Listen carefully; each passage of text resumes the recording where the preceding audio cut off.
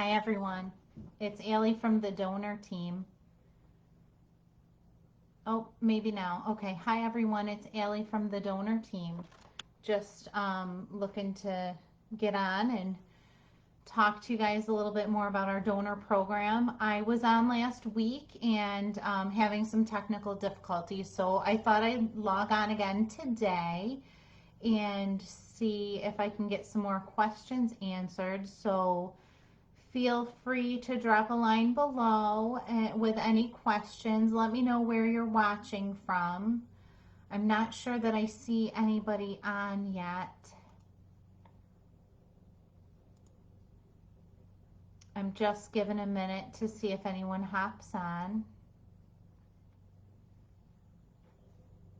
Okay, I'm going to just continue on. I hope this is coming through okay for everybody.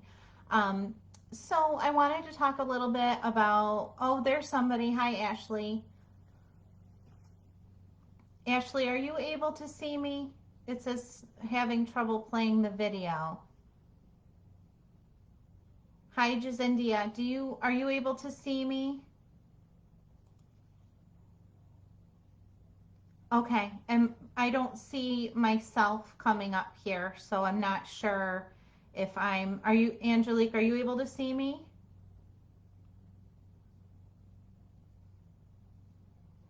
It says we're having trouble playing the video, so I'm not sure. I'm just going to continue on. Please let me know if you can't see me. So I'm going to talk a little bit about the package options. Oh, thanks, Ashley. All right, so I'm going to talk about the package options a little bit. First package option that is listed in your recipient information packet is that the 6 fresh egg with fresh embryo transfer. And with that package option, you're going to it's where we prepare the donor for egg retrieval and prepare you along with that donor for her embryo transfer, or for your embryo transfer. I'm sorry. This is so, because I can't see myself, I'm so disorganized here. Sorry. I'll try to keep going. I'm just clicking around here to see if I can make this change. All right, I'll keep going as long as you guys can see me. So anyways, so our first package option, the 6 fresh egg with fresh embryo transfer package, and that's where we coordinate the donor cycle with your cycle. Basically, we're preparing your uterine lining for transfer while the donor's getting ready for her egg retrieval.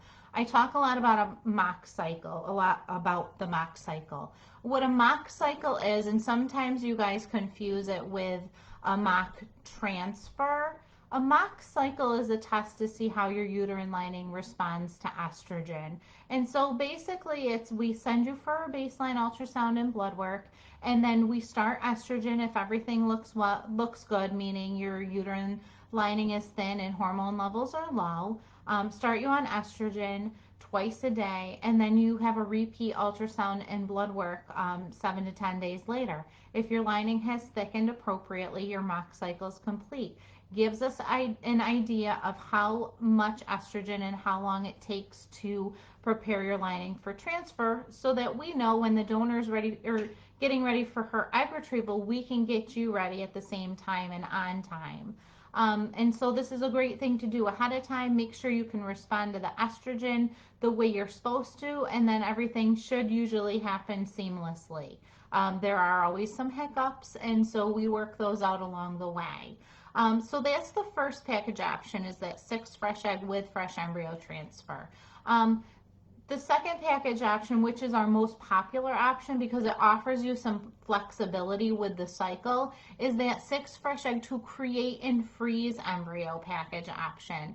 And so to create and freeze your embryos ahead of time and then plan your frozen embryo transfer once all is said and done, allows you some flexibility with your schedule, with our scheduling. And so we created that cheaper package. What the success rate is virtually the same. They're all between 50-55%.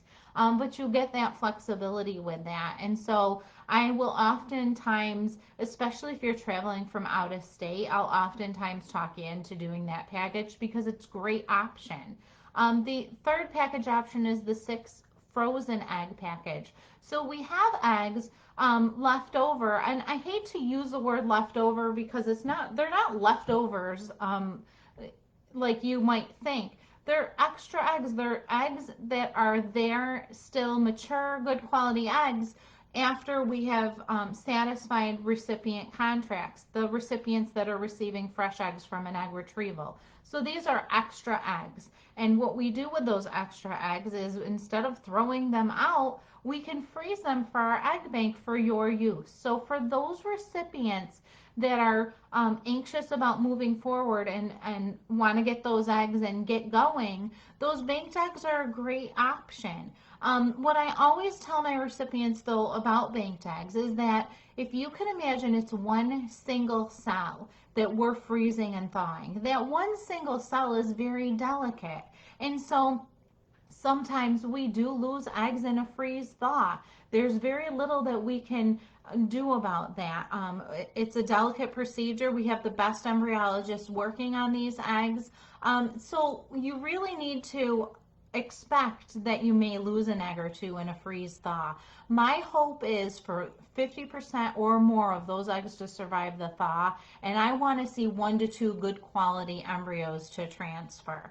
If that doesn't happen, let's say for example you get 1 or 2 fair quality embryos out of your egg thaw, we're going to have you transfer those because those very well could create a pregnancy. But if you don't get good embryos to transfer and you don't get pregnant, that's where Dr. Kiltz is very fair and we can replace eggs to you. So if any of you ever do move forward with an egg thaw cycle and maybe your results are not satisfactory, let me know. Reach out to myself or Jackie. You have probably all spoken to Jackie in the past. She works along with me to help all our recipients get matched with donors, get their testing complete, and move forward. So reach out to myself or Jackie, and we will review your cycle with Dr. Kiltz, and we will come up with a resolution. So don't ever be afraid to reach out to us. We are here to help you. Oh, hey, Melissa. Oh, I see a lot of familiar names here. Thank you guys all for logging on and listening. There's also our next package option I want to talk to you about is the 4 banked egg add-on package. There's some of you out there that have insurance and maybe you're on that borderline where you should be using donor eggs, but you still have some eggs of your own that may be of some quality and you're not quite ready to move forward with a full-on donor package. So we created this 4 banked egg add-on package to your IVF. So if you're going to go through your own IVF cycle and maybe your ovarian reserve is low, so you're a little concerned that you might not get an embryo out of that IVF cycle, you can add on 4 banked eggs that we can then thaw on your egg retrieval day, inject your eggs, inject the donor eggs with your sperm source, create those embryos, and then on transfer day, you and the doctor decide what's transferred. We have in the past transferred one embryo that's created with your own egg and one from a donor. I prefer to keep those separate. And so just something, it's a conversation you'll obviously have with the doctor. One very common question that people ask is how many embryos can I transfer? Currently with donor eggs and with most IVF cycles, we are recommending 1 embryo. The doctors will sometimes recommend more than 1 embryo if there's a quality issue, but it's really a conversation that needs to be had with one of the doctors. So the current recommendation is 1 embryo only. In most of my lives, I also talk about the sperm source. It's very important. Sperm is 50% of the equation here. So it's very important that a semen analysis is done once a year so that we know the count, motility, morphology in a semen analysis can be very important. Morphology is the way the sperm swims and their shapes. And so it's very important to look at this and know if we have some good sperm moving forward with a cycle. I hate to see any one of you ever come to egg retrieval day to have your partner provide a sperm sample to then find out that there is no sperm there. So sperm is very important. If you're freezing sperm, our embryologists don't love those overnight sperm kits that sometimes people are using when they're unable to travel. It's very important that your partner come to our office to provide a fresh sperm sample to freeze if we're using frozen, or freeze at a cryobank near home and have that sperm shipped. Oftentimes it's cheaper to get a flight to come to our office to then provide a sperm sample.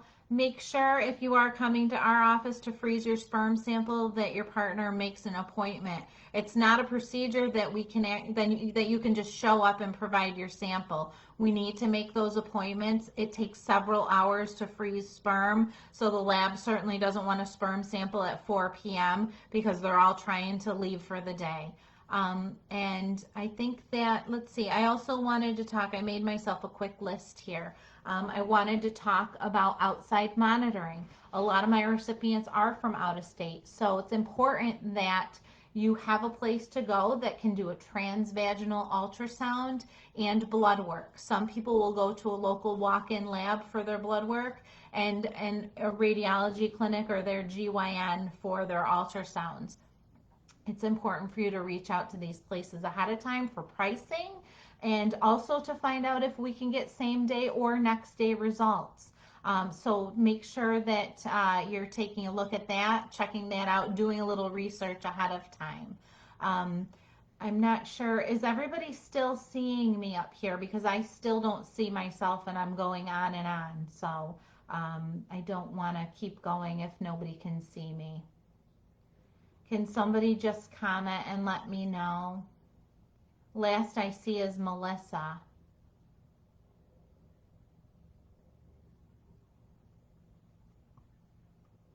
Is everybody still there? Okay, well, I'm going to log off for now because I'm really not sure if this video is going to come through. Oh, Holly, thank you. Okay, now I'm seeing, oh my God, Jackie, thank you. All right, but I'm not sure that I have much else. Let me look through the questions here. Let's see here. I will be coming in July from Arizona. This is from Vanessa. To do IVF, what are qualifications to be a donor at the same time? Okay, so first of all, our donors are between the ages of 20 and 32, so that's a big factor. What I want you to do, if you do want to donate part of your eggs, is to reach out to the donor team, and we will have you fill out a history form, and we will do some initial testing with you to determine if we would be able to do that with you. So reach out to the donor team. We can help you with that. Can I donate eggs from my IVF cycle? I would love to help. Certainly, if you're between the ages of 20 and 32, reach out to us again, and we'll have you fill out a history form. We'll review that, and we'll make that determination. Do we have donor eggs from different ethnic backgrounds? We do, but the majority of our egg donors are Caucasian, and we're always working to add new donors to our program. So if you are on your patient portal, if you're an active client with us, log into your portal daily to check for new faces and message me as soon as you see a donor you like. I always say message us when you see a donor you like, because that's the way we communicate with our patients, is right through your patient portal. And those messages get date and time stamped so that when we go to match a new donor with a recipient, we can be as fair as possible. Most of our donors you're going to see on your patient portal are marked currently matched. All our donors are allowed to cycle up to 6 times. So we do create waiting lists for each individual donor. A lot of you ask me, how long do you have to wait if you're on a waiting list? Each waiting list is its own length, so it's hard for me to tell. And you have to remember that a lot of those recipients that are ahead of you on that waiting list are also actively looking at egg donors, and they're also on other waiting lists. And so a lot of times when a donor becomes available again, I will then go through that, or one of us on the team goes through the waiting list. We remove all the recipients that are currently matched with egg donors or have embryos of their own already frozen, and then we move to the next recipient on the list. So sometimes we can get through these waiting lists pretty quickly, but at minimum, you can always expect at least an 8-week wait. Let me take a look and see. Thanks, Nikki. Thanks all for letting me know that you can still see me. I wish I could see what I look like here. I'm sure my hair is all crazy.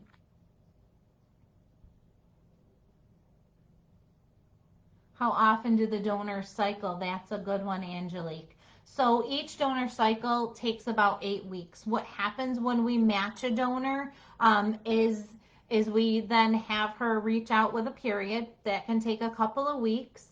And then once they get their period, we start them on the birth control pill and schedule them to come in for their baseline 2 weeks later.